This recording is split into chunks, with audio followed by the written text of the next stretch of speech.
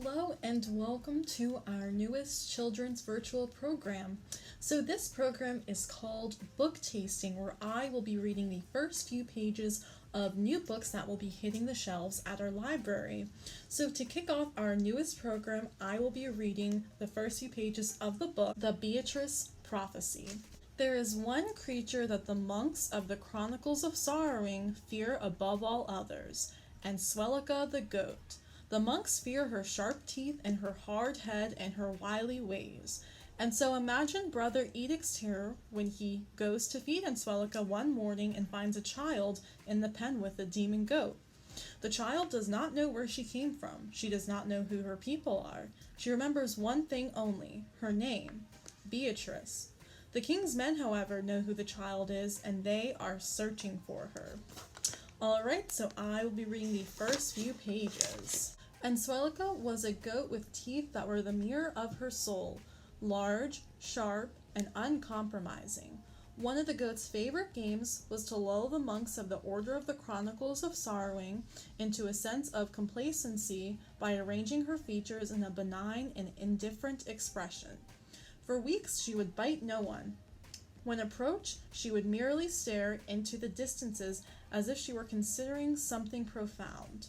And then, when the brothers had relaxed their guard, thinking that perhaps somehow Answelica had changed, the goat would come from behind and butt them in the backside as hard as she was able to.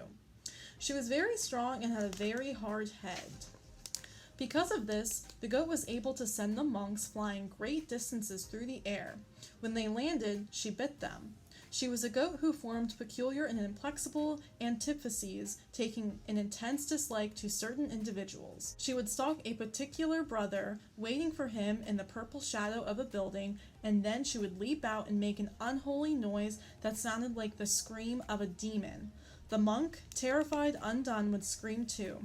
The monk and the goat would then engage in a duet of screaming until the goat was satisfied and trotted away, looking beatific, leaving behind her trembling, weeping monk. The brothers of the Order of the Chronicles of Sorrowing would have liked to butcher her, but they were afraid of the ghost of Answelica. The monks agreed among themselves that the ghost of the goat would surely be more vicious and determined, more impossible to outwit than the flesh and blood goat. How would she seek her revenge from the afterworld? It beggared the imagination to consider what the ghost goat would do. And so she lived, which is just as well, which is in fact wonderful, because without the goat, Beatryce surely would have died. And then where would we be? Alright, and that's where I am leaving it. So the Beatryce Prophecy is available inside the children's collection, and thank you so much for joining me for our newest program, and I will see you next week for a new book.